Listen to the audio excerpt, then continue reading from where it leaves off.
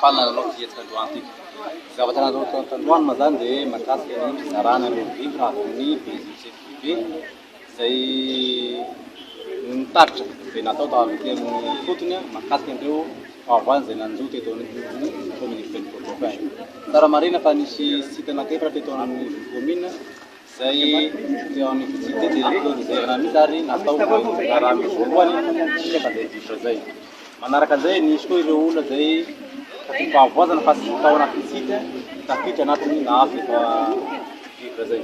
Tsara marina fa ireo vivra ireo dia vary kilao sasany dia voamaina 10 kilao ary menaka 1 litatra. Ireo fanomezana ireo dia avy amin'ny fitondrana lehibe izay amin'ny anarany BGC. Ka raha misy ny zavatra toy izao dia no vokatry ny fiaraha-miasa eto amin'ny commune Tapanana dia niaraka eo amin'ny commune urbaine niaovan'ny faritra indrindra fa ireo STD maro lafy izay mifarimy tao anatin'ny comité de gestion des risques catastrophes préfecture.